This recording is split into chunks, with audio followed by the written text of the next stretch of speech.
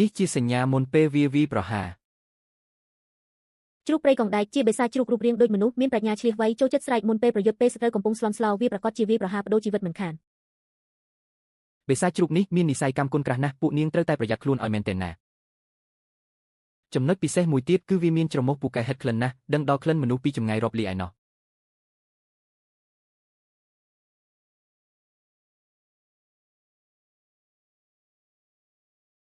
ខ្ទឹមខ្យល់មានជាតិហឹរខ្លាំងអាចជួយបង្ក្រាបច្រមុះបិសាចជ្រូកនេះបានយ៉ាងមានប្រសិទ្ធភាព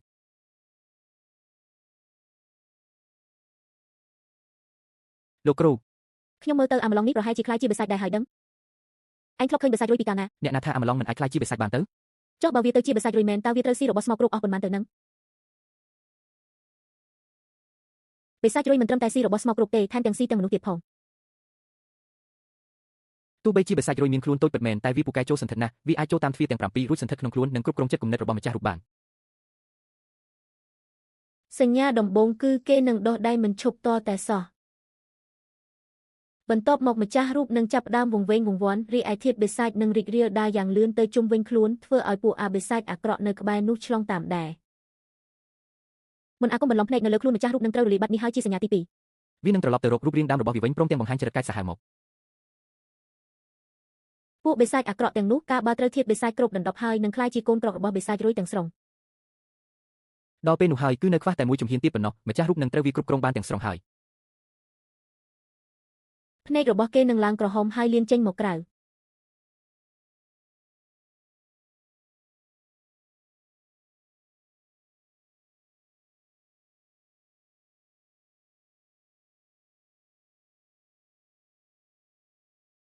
មើលមកខ្ញុំធ្វើអីហ្នឹងខ្ញុំមិនមែននិយាយពីអញឯណា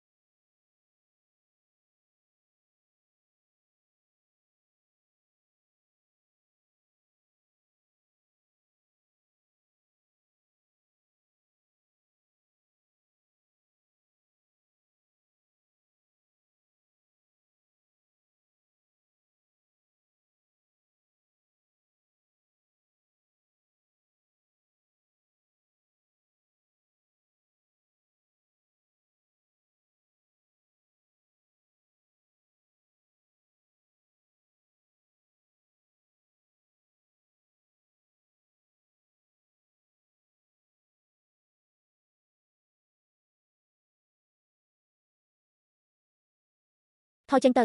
ខ្ញុំអាចគ្រប់គ្រងវាបាន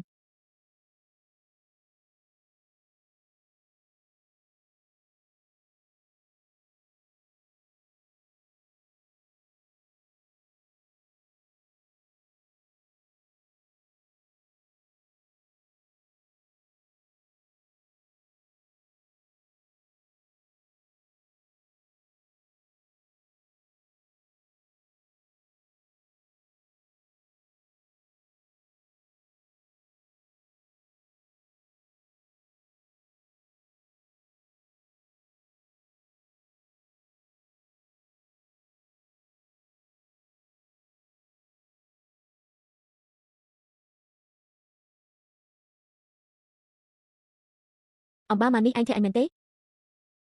អញសួរឯងណាស្ញេញស្ញូញរកអីហា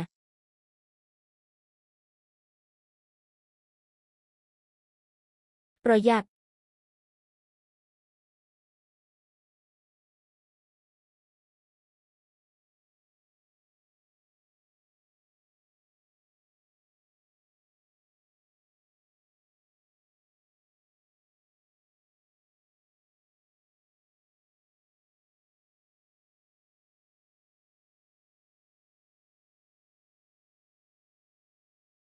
ឆាំងភីងអានគឺខ្ញុំតើ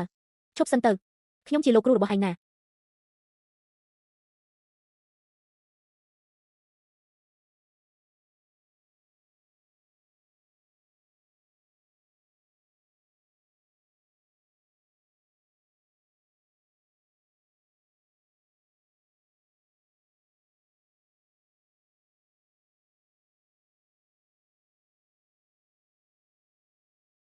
លោកគ្រូមិញនេះមេធ្មប់ជ្រូកបានខ្លាញ់ខ្លួនជាអញសោះហេតុអីបានជាអញនៅតែដាច់ចិត្តសម្លាប់វាទៀតលោកគ្រូ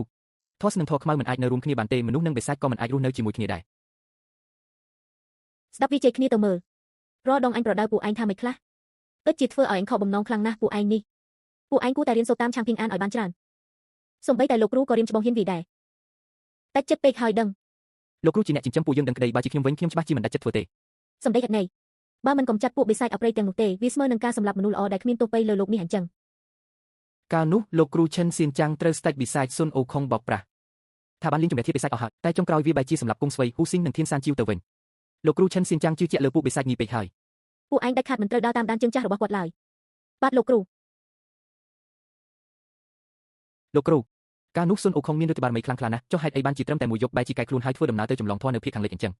ឬមួយក៏គាត់ត្រូវលោកគ្រូឈិនសៀនចាំងអប់រំទូនមានបានសម្រេចមែនទៅពួកឯងធ្លាប់គិតទេថាស្ដេចស្វានោះត្រូវព្រះសម្មាសម្ពុទ្ធបង្ក្រាបអស់រយៈពេល500ឆ្នាំធាតុបិសាចមិនត្រឹមតែមនុលីបាត់ថែមទាំងកាយសាហាវជាងមុនទៅទៀតសូម្បីតែព្រះអង្គក៏មិនអាចប្រដៅវាបានផងតែបែរជាត្រូវលោកគ្រូឈិនសៀនចាំងនិយាយតែពី3ម៉ាត់ក៏ប្រែចិត្តបាត់ទៅហើយរឿងរ៉ាវនៅពីក្រោយនេះមិនធម្មតាឡើយនឹកឃើញការដែលលោកគ្រូយិនរើសឯងបានហើយនាំឡើងមកលើភ្នំនេះឯងគ្រាន់តែជាទីរោគម្នាក់ដែលចិត្តដាច់ខ្យល់ស្លាប់ទៅហើយមានតែឯងម្នាក់គត់ដែលព្រមទទួលចិញ្ចឹមបីបាច់ឯងអ្នកណាទៅដឹងថាមកដល់ថ្ងៃនេះឯងបែរជាខ្លាចជាមោទនភាពរបស់សាលាកំចាត់បិសាចយើងទៅវិញចិត្តដល់ពេលចុះភ្នំហើយអញនៅតែចង់ប្រាប់ពាក្យដែលនេះទៅឯង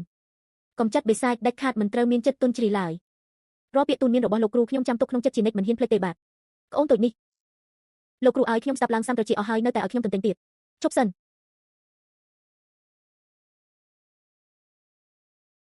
គ្រូកំចាត់បិសាចដែលកាន់ដាវយុទ្ធធរគ្មានចិត្តញើតកំចាត់រាល់អំពើអប្រិយគ្រូកំចាត់បិសាចដែលកាន់ដាវយុទ្ធធរគ្មានចិត្តញើតកំចាត់រាល់អំពើអប្រិយលះបង់មួយជីវិតគ្មានថ្ងៃស្ដាយក្រោយកូនសិស្សសាលាកំចាត់បិសាចទាំងអស់ឡើងវេទិកា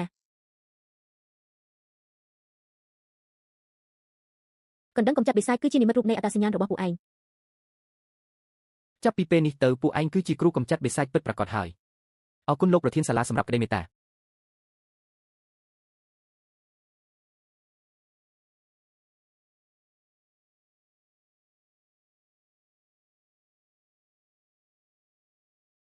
ភីងអានឆាំងភីងអានលោកជង្គង់នៅចំពោះមុខលោកប្រធានសាលាមានរឿងអីហ្នឹងគាត់កំពុងស្វែងរកហើយ